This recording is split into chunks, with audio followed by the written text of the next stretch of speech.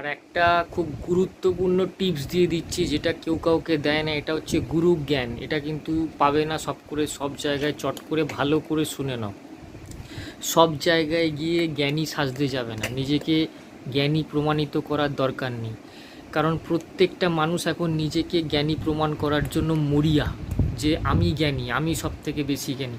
কোনো গ্রুপের মধ্যে, কোনো কোলাহলের মধ্যে গিয়ে বসবে, দেখবে প্রত্যেকটা মানুষ সব জানে, সবাই সব জেনে আগে থেকে বসে রয়েছে।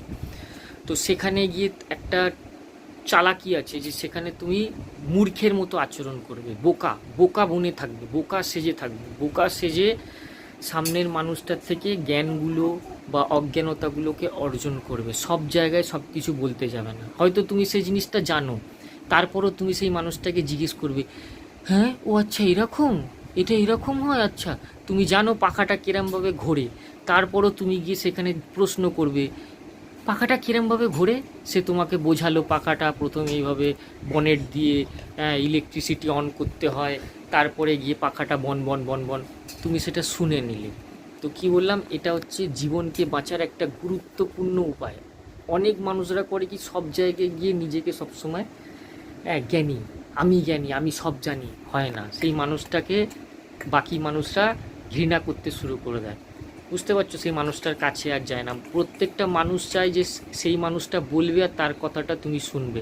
আগে ভালো বক্তার থেকে ভালো শ্রোতা হবে, ভালো শুনবে, আগে শুনতে শিখবে, ভালো করে শুনবে।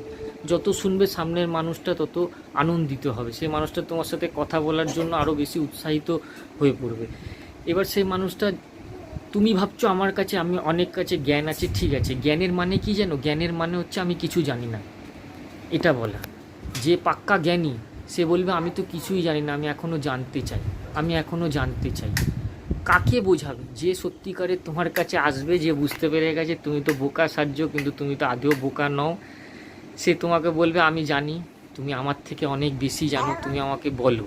এবার এই আমার থেকে অনেক বেশি জানো এই কথাটাকে সে অহংকারে তোমার কাছে বলবে না, সে তোমার কাছে ভালো করে ভালোবেসে বলবে তুমি আমাকে বলো, দেখো আর তুমি মূর্খ সেজো না, বাকিদের কাছে সাজো, কিন্তু আমাকে তুমি সত্যিটা বলে দাও যে ব্যাপারটা কী আছে। তখন তাকে ভালো করে কথাগুলো বলবে।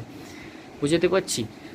এটা হচ্ছে একটা পদ্ধতি, যেরকমভাবে গীতা জীবন চালানোর পদ্ধতি, গীতার বই, ঠিক সেরকম এটা একটা জীবনের নিয়ম। সব জায়গায় জ্ঞানী প্রমাণিত করতে যাবে না নিজেকে, সব জায়গায় গিয়ে মূর্খ সেজে থাকবে, জানতে চাইবে এটা কি করে হলো, ওইটা কি করে হলো। এ দেখো আমার ছেলে বলছে ফোন দেখেছে, ফোন এই দেখেছো